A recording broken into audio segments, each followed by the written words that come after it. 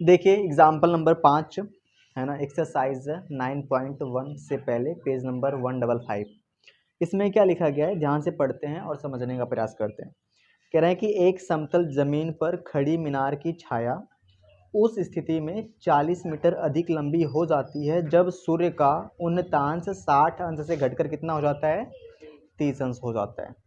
अर्थात छाया के एक सिरे से मीनार का शिखर का जो उन्नयन कोण है कितना अंश है, 60 अंश, और डीबी छाया की लंबाई है। और फिर आगे क्या कहा गया है, जबकि उन्नयन कोण 30 अंश है, मीनार की ऊंचाई ज्ञात कीजिए।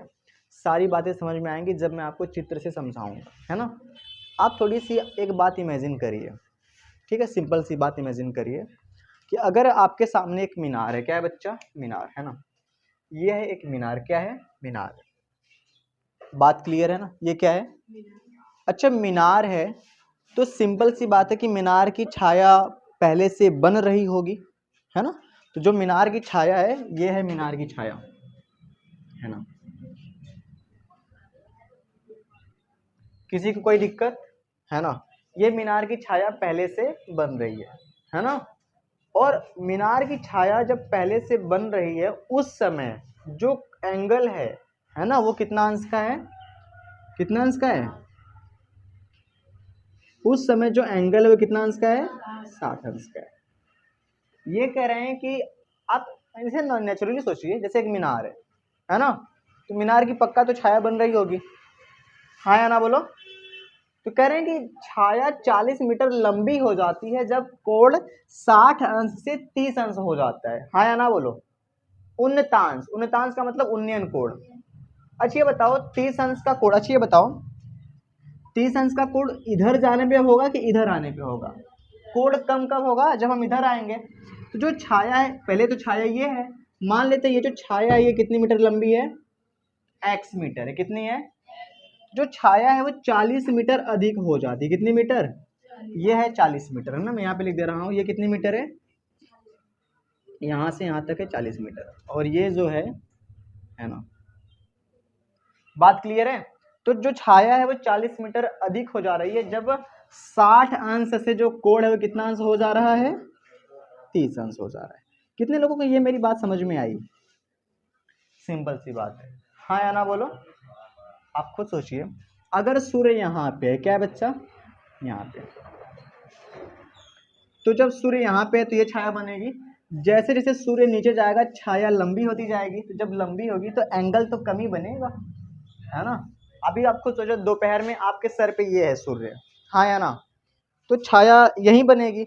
लेकिन जैसे सूर्य ऐसे होगा छाया लंबी बनेगी, जब छाया लंबी बनेगी तो एंगल तो कम ही होएगा ना, ठीक है। तो पहले से जो मीनार की जो छाया है वो कितनी है, x मीटर है, और जब 60 से 30 होता है तो कितना मीटर बढ़ जाता है, 40 मीटर बढ़ जाता है। तो हमें क्या निकालना है, तो हमें निकालना है मीनार की ऊंचाई, और ABCD हम अपने से नहीं रख सकते, है ना। इसमें क्या कहा गया है, जो DB है वो छाया की क्या है, लंबाई है ना। तो हमें DB जो है वो छाया की लंबाई रखना पड़ेगा। अब DB जो छाया की लंबाई है, इसका क्या बात मतलब है। अच्छा बताओ इसमें छाया कौन है, कहाँ से कहाँ तक, क्या सिर्फ इतना छाया है या इतना, ये पूरा छाया है ना, इस पूरे को हमें DB रखना पड़ेगा। अब हमारी मर्जी, यहाँ पे D लिखूं, यहाँ पे B लिखूं, यहाँ पे B लिखूं, यहाँ पे D लिखूं, तो कैसे लिखना चाहिए हमें बताइए, है ना। B यहाँ पे लिख देता हूँ और D यहाँ पे लिख देता हूँ, हाँ या ना। यहाँ पे ये हो गया A B, और यहाँ पे क्या लिख देता हूँ C, ABCD, अच्छा लग रहा है, बात क्लियर है ना। अब हमसे ये कहा गया है कि हमें मीनार की क्या निकालनी है, ऊंचाई। ये क्या है बच्चा, है ना, और इसकी हमें क्या निकालनी है, ऊंचाई। छोटी सी, जब तक आप सवाल को ऐसे पूरी तरह से मन में क्लेरिफाई नहीं करेंगे, सेट नहीं करेंगे, सॉल्व करना क्या है, बच्चों का खेल है। समझ में आया, एक मीनार है की छाया 40 मीटर तब बढ़ जाती है जब एंगल 60 से 30 हो जाता है। तो पहले भी तो कुछ छाया बन रही होगी, तो पहले x बन रहा था, 40 मीटर और बढ़ गया। तो अगर ये DB पूरी की पूरी छाया की लंबाई है तो मीनार की क्या बताइए, ऊंचाई। दिस इज द क्वेश्चन, है ना। सॉल्व करते हैं बड़ा सिंपल तरीके से। तो हमें जो निकालना होता है उसको लिखते हैं, माना मीनार की ऊंचाई। तो मीनार की ऊंचाई कितनी है बच्चा? AB metre. किसी को कोई दिक्कत है ना? अब हम क्या लिखेंगे, देखो यहाँ पे दो त्रिभुज बनेंगे, कितने? दो, है ना? एक छोटा वाला और एक बड़ा वाला। तो छोटा त्रिभुज लेते हैं, है ना? तो लिखते हैं सर्वप्रथम, है ना, समकोण त्रिभुज किसमें? CBA में। CBA में क्या हो जाएगा? tan 60 अंश बराबर AB बटा BC, हाँ या ना? कितना हो जाएगा? कर्णिम 3, न तो AB पता है और BC कितना है? X है ना? ठीक है, कितना हो जाएगा? इसके बटे 1 कर लेंगे, ये हो जाएगा कर्णिम में 3x बराबर AB हो जाएगा। या इसको कैसे लिख सकते हैं? x बराबर AB बटा कर्णिम में 3।